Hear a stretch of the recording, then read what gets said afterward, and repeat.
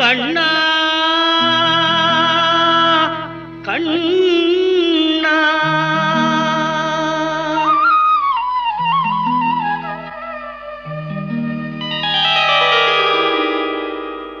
கோதையின் திருப்பாவை வாசகன் எம்பாவை கூப்பிடும் குரல் கேட்டு கண்ணன் வந்தான்.